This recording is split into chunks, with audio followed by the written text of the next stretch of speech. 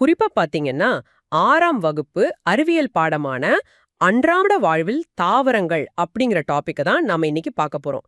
நம்மள சுத்தி பார்க்கறப்போ பச்சை பசேல்னு இருக்கிற செடி, கொடி, மரங்கள் எல்லாமே வெறும் இயற்கை அழகுக்காக மட்டும் இல்லங்க. அது மட்டும் இல்லாம உணவு, உறைவிடம், உடை, மருத்துவம்னு நம்ம வாழ்க்கையோட அஸ்திவாரமே தாவரங்கள் தான்.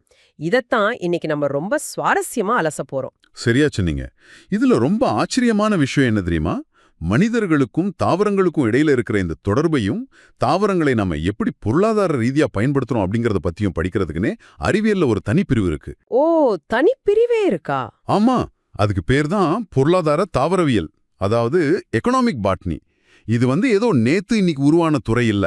பழங்கால அகழ்வாராய்ச்சிகள்ல கூட, குறிப்பா சிந்து சமவெளி நாகரிகத்துல எல்லாம் பாத்தீங்கன்னா அரிசி, கோதுமை, கம்பு போன்ற சிறுதானியங்களோட எச்சங்கள் கிடைச்சிருக்கு.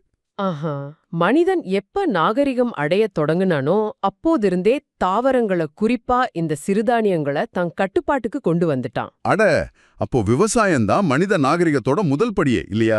சரி. முதல்ல தாவரங்களை அதோட பொருளாதார மதிப்பு, அதாவது நாம் அதை எப்படி பயன்படுத்துறோம் அப்படிங்கறத வச்சு எப்படி பிரிக்கலாம்னு பாப்போம். நம்ம பயன்பாட்டை பொறுத்து தாவரங்களை ஒரு 6 வகையா பிரிக்கலாம். உணவு தாவரங்கள், நறுமண தாவரங்கள், மருத்துவ தாவரங்கள், நார் தாவரங்கள், மரக்கட்டை தரும் தாவரங்கள், அப்புறம் அலங்கார தாவரங்கள். இந்த 6ல முதல்ல இருக்கிற உணவு தாவரங்களை பத்தி பேசுவோம். மனிதர்களுக்கு முக்கிய உணவு ஆதாரமே தாவரங்கள் தான். ஆனா நம்ம தாவரத்தோட எல்லா பாகங்களையும் அப்படியே சாப்பிடுறதில்ல இல்லையா? வெவ்வேறு தாவரங்கள்ல வெவ்வேறு பாகங்களை காய்கறிகளா சாப்பிடுறோம். கரெக்ட். நாம சாப்பிடுற காய்கறிகள் எல்லாமே செடியோட ஒரே பாகம் கிடையாது. தாவரங்கள் தங்களோட உபரி உணவை பல்வேறு பாகங்கள்ல சேமித்து வைக்குது. அதுதான் நாம அறுவடை செஞ்சு சாப்பிடுறோம். உதாரணமா வேர்கள், அதாவது ரூட்ஸ். சில தாவரங்கள் கோடை காலத்திலோ அல்லது வறட்சியான காலத்திலோ உயிர் வாழ்வதற்காக பூமிக்கடியில் உள்ள வேர்கள்ல உணவை சேமிக்கும். பீட்ரூட், கேரட், முள்ளங்கி ஆகியவை இதுக்கு சிறந்த உதாரணங்கள். அப்போ வேர்ல உணவை சேமிக்கிற தாவரங்களுக்கு பீட்ரூட், கேரட்னு எழுதிக்கலாம். ஆமா. அடுத்ததா இலைகள். தாவரத்தோட சமையலறையே இலைகள் தான். நம்ம அன்றாடம் உணவில் சேர்க்கிற கீரைகள், முட்டைக்கோஸ், கறிவேப்பிலை, கொத்தமல்லி எல்லாமே இலைகள்ல சேமிக்கப்பட்ட சத்துக்கள் தான். வேர்கள், இலைகள் அப்படிங்கறத நம்மால சுலபமா புரிஞ்சுக்க முடியுது. ஆனா தண்டுகளை பத்தி பேசும்போது தான் ஒரு பெரிய ஆச்சரியம் இருக்கு. கரும்பு ஒரு தண்டு பகுதி அப்படிங்கறது பார்த்த உடனே தெரிஞ்சிடும். ஆனா உருளைக்கிழங்கும் கருணைக்கிழங்கும் கூட தண்டுகள் தானா? ஏன்னா நிறைய பேர் அது பூமிக்கு அடியில வளர்வதால வேர்கள்னு தான் நினைச்சிட்டு இருக்காங்க. நீங்க கேட்டது மிகச் சரியான கேள்வி. உருளைக்கிழங்கு அப்படிங்கிறது வேர் கிடையாது. அது பூமிக்கு அடியில் வளரும் ஒரு மாற்றூரடைந்த தண்டு. இதைத் தவிர மலர்களையும் நாம உணவா எடுத்துக்கிறோம். வாழைப்பூ, காலிஃப்ளவர் போன்றவை மலர்களுக்கு உதாரணம். அப்புறம் கனிகள், நெல்லிக்காய், கொய்யா, தக்காளி, கத்தரிக்காய் என நாம சாப்பிடுற பல காய்கறிகள் தாவரவியல் படி கனிகள் தான். ஆமாம், ஃப்ரூட்ஸ். தானியங்கள், அதாவது சீரியல்ஸ் அப்படிங்கிறது அடிப்படையில புல் வகையைச் சேர்ந்த தாவரங்கள்லிருந்து கிடைப்பது. புல் குடும்பமா? ஆமா. நெல், கோதுமை, கம்பு, கேழ்வரகு, சோளம் இது எல்லாமே புல் குடும்பத்தை சேர்ந்தவை. உலக மக்களோட முக்கிய உணவு இதுதான். இதுல மாவுச்சத்து, அதாவது கார்போஹைட்ரேட் அதிகம் இருக்கும். அப்போ பருப்பு வகைகள்? பருப்பு வகைகள் அப்படிங்கிறது பல்சஸ். இவை அவரை குடும்பத்தை சேர்ந்த தாவரங்கள். இவற்றோட ஒரு பெரிய சிறப்பம்சம் என்னன்னா, இவை கனி உறைக்குள் வளரக்கூடியவை. கனி உரைனா பாட்ஸ் அப்படின்னு சொல்லுவாங்களே, அதானா? அதேதான். ஒரு பட்டாணியையோ அல்லது மொச்சையையோ உரித்து பார்த்தால் உள்ள விதைகள் வரிசையா இருப்பதை பார்க்கலாம். கொண்டைக்கடலை, பச்சை பயிறு, உளுந்து ஆகியவை இதுக்கு உதாரணம். இதுல புரதச்சத்து, அதாவது புரோட்டீன் அதிகம். இதையெல்லாம் கேட்கும்போதுதான் சாப்பாட்டோட அருமை புரியுது. உணவு பாதுகாப்பு பத்தி பேசும்போது நம்ம உலக உணவு தினத்தை பத்தி சொல்லி ஆகணும். அது எப்ப வருது? அக்டோபர் 16ஆம் தேதி. ஒவ்வொரு வருஷமும் அக்டோபர் 16 உலக உணவு தினமா கொண்டாடப்படுது. இதுல ஒரு பெருமையான விஷயம் என்னன்னா, உலக அளவுல கனிகள் மற்றும் காய்கறிகள் உற்பத்தியில நம்ம இந்தியா தான் 2வது இடத்துல இருக்கு. ரொம்ப பெருமையான விஷயம்தான். ஆனா வெறும் சாப்பாடு இருந்தா போதுமா? அதுல கொஞ்சம் ருசியும் வாசனையும் வேண்டாமா? அதுக்கு தான் நறுமண தாவரங்கள் பயன்படுது.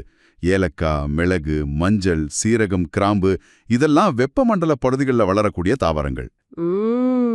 அந்த காலத்துல ஃப்ரிட்ஜ் எல்லாம் கிடையாது. அப்போ உணவை கெட்டு போகாம பாதுகாக்கிறதே இந்த நறுமண பொருட்கள் தான். அதுக்காகவே உலகம் முழுக்க இருந்து கடல் தாண்டி நம்ம ஊருக்கு வியாபாரம் பண்ண வந்தாங்க.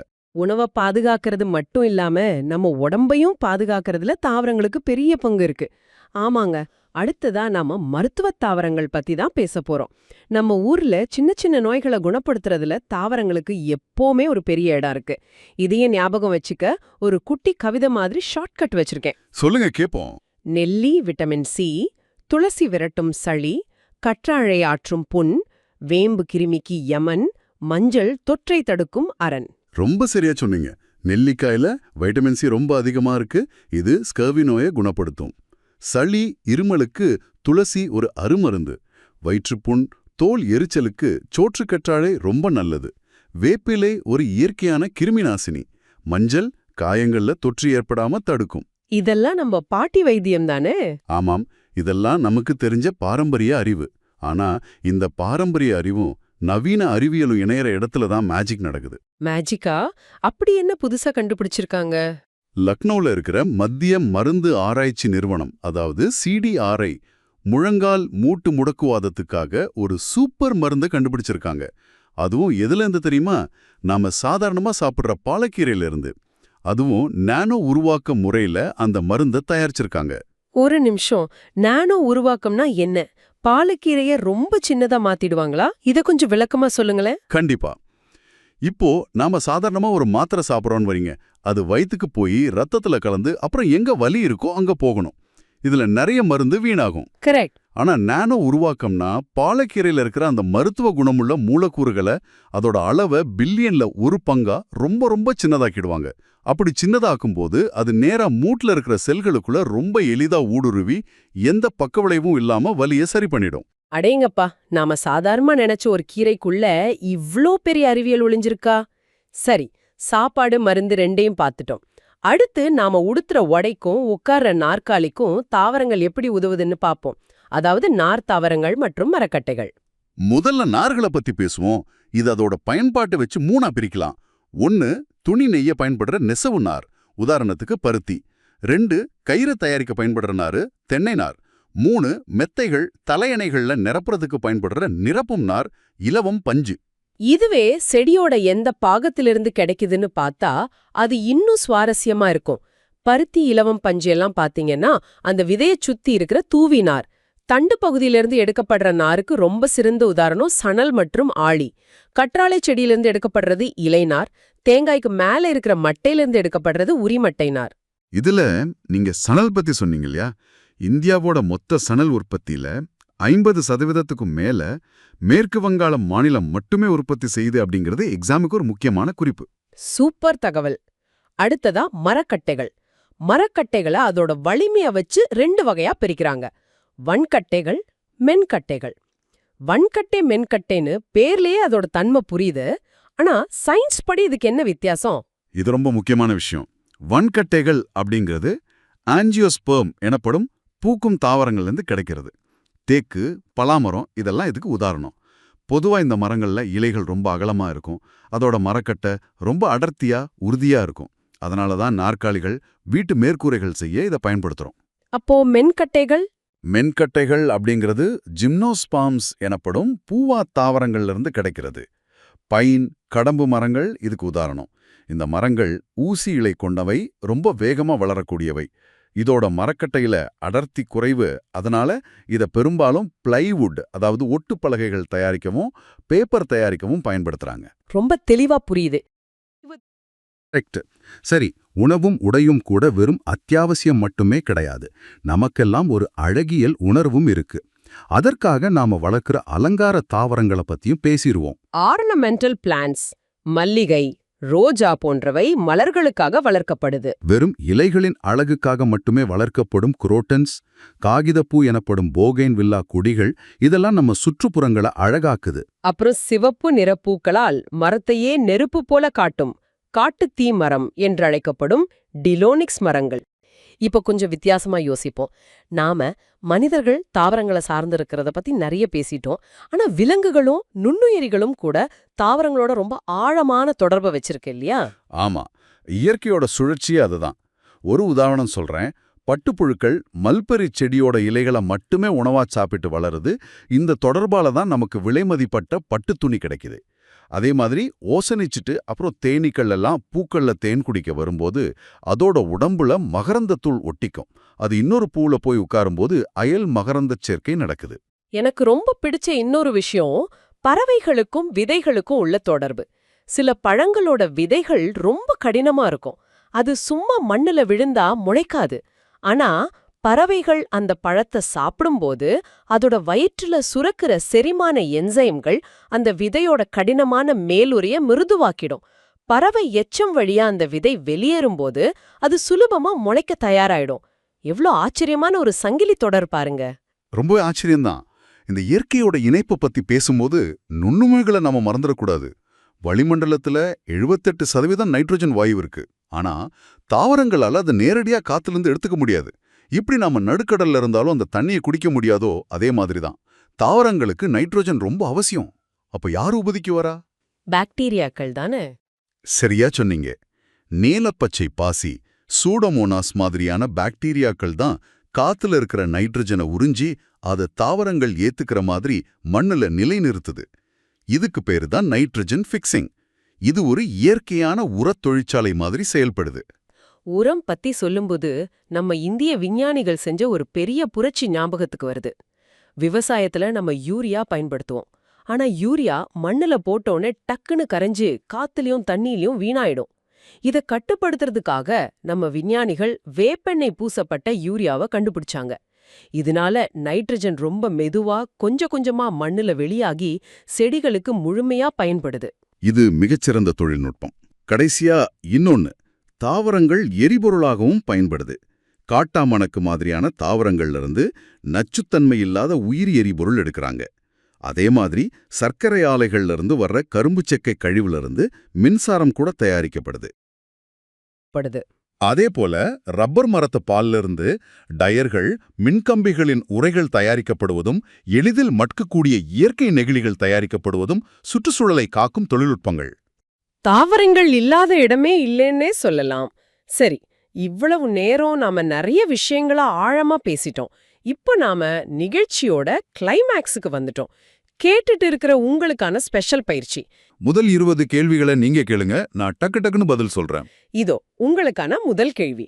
1. தாவரங்களின் பொருளாதார பயன் பற்றி படிக்கும் அறிவியல் பிரிவில் எது? பொருளாதார தாவரவியல். 2. பழங்கால மனிதரின் முக்கிய உணவாக இருந்தது எது? சிறுதானியங்கள். 3. காய்கறிகளாக பயன்படும் தாவரத்தின் வேர்களுக்கு உதாரணம்? Carrot, beetroot. 4. முட்டைக்கோஸ் என்பது தாவரத்தின் எப்பகுதி? இலை. 5. கரும்பு என்பது தாவரத்தின் எப்பகுதி? அண்டு. 6. காலிஃப்ளவர் என்பது தாவரத்தின் எப்பகுதி? மலர். 7. நெல்லி மற்றும் கொய்யா என்பவை எவ்வகை உணவு? கனிகள். 8. நெல் மற்றும் கோதுமை எவ்வகை தாவர குடும்பத்தைச் சேர்ந்தவை? புல்வகை தாவரங்கள். 9. பருப்பு வகைகள் எந்த தாவர குடும்பத்தைச் சார்ந்தவை? அவரை குடும்பம். 10. உலக உணவு தினம் என்று கொண்டாடப்படுகிறது? அக்டோபர் 16. சூப்பர், 10 முடிஞ்சது. 11. கனிகள், காய்கறிகள் உற்பத்தியில் இந்தியாவின் இடம் என்ன? 2ஆம் இடம். 12. நறுமணப் பொருட்கள் பொதுவாக எவ்வகை தாவரங்களிலிருந்து பெறப்படுகின்றன? வெப்பமண்டல தாவரங்கள். 13.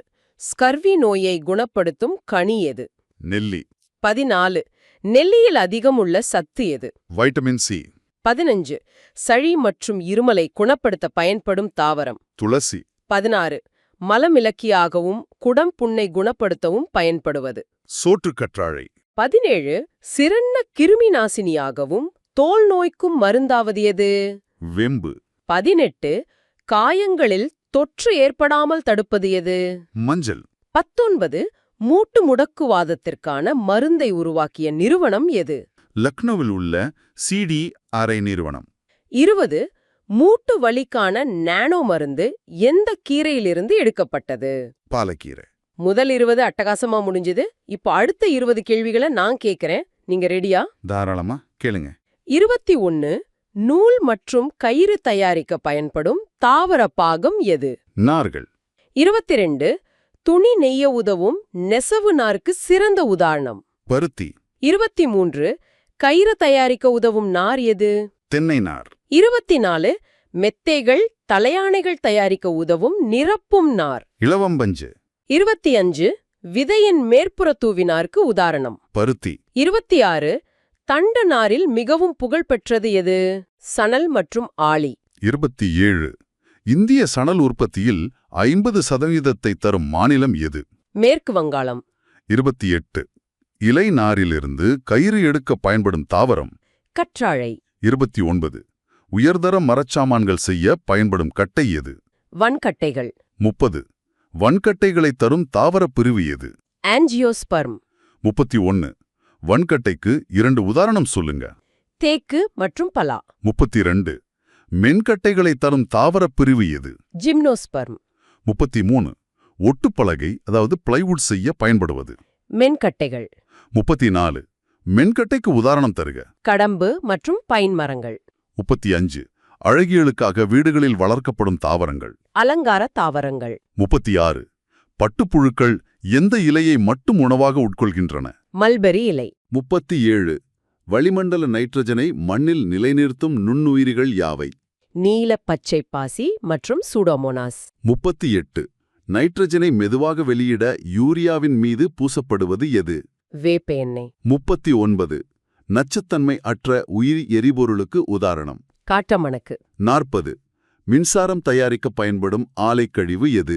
சர்க்கரை ஆலைக்கழிவு. ரொம்ப பிரமாதமா முடிச்சிட்டோம். இந்த 40 கேள்விகளும் கேட்டுட்டு இருக்கிற உங்களுக்கு பரீட்சையில ஒரு நல்ல கையேடா பயன்படும்னு நாங்க உறுதியா நம்புறோம். தாவரங்களோட உலகம் எவ்வளவு பிரம்மாண்டமானது, அதுக்குள்ள எவ்வளவு நுட்பமான அறிவியல் ஒளிஞ்சிருக்குன்னு இன்னைக்கு நாம தெரிஞ்சுக்கிட்டோம். உண்மைதான். இதுல ஒரு ஆழமான விஷயத்த சொல்லி முடிக்கணும்னு நினைக்கிறேன். நாம என்ன நினைச்சிட்டு இருக்கோம்? தாவரங்களை நாம நம்மளோட உணவுக்காகவும் மருந்துக்காகவும் மரச்சாமான்கள் செய்யறதுக்காகவும் வளர்க்குறோம். நாம தான் அதை விவசாயம் பண்ணி பயன்படுத்துறோம்னு பெருமையா நினைச்சிட்டு இருக்கோம் இல்லையா? ஆனா சற்று மாற்றி யோசிச்சு பாருங்க. மாற்றி யோசிக்கணுமா? எப்படி? தாவரங்களுக்கு கை கால் கிடையாது. அதால ஒரு இடத்துல இருந்து இன்னொரு இடத்துக்கு நகர முடியாது. ஆனா தன்னோட விதைகளை பல கிலோமீட்டர் தூரத்துக்கு பரப்புவதற்காகவும் மகரந்த சேர்க்கை செஞ்சு தன்னோட இனத்தை பெருக்குவதற்காகவும் அதுங்களுக்கு ஒரு ஏஜென்ட் தேவைப்படுது. அந்த ஏஜென்ட் யாரு? நாம தான். நாம விவசாயம் பண்றோம்னு நினைச்சிட்டு இருக்கோம். ஆனா உண்மையிலேயே தாவரங்கள் தான் தன்னோட நலனுக்காக மனிதர்களையும் விலங்குகளையும் ரொம்ப தந்திரமாக பயன்படுத்துகிறதோ? சற்று யோசித்து பாருங்கள். அட, இது நிஜமாவே ஒரு மைண்ட் ப்ளோயிங் சிந்தனை. நம்ம தாவரங்களை வளர்க்கிறோமா இல்ல தாவரங்கள் நம்மை கருவியா பயன்படுத்துதா? செம்ம கேள்வி. இந்த கேள்வியோட தேர்விற்கு தயாராகும் உங்களுக்கு எங்களுடைய வாழ்த்துக்களை தெரிவிச்சுக்கிட்டு இன்றைய ஆழ்ந்த அலசலை நம்ம நிறைவு செய்றோம். மீண்டும் அடுத்த அலசல்ல இன்னும் ஒரு சுவாரஸ்யமான தலைப்போடு சந்திப்போம்.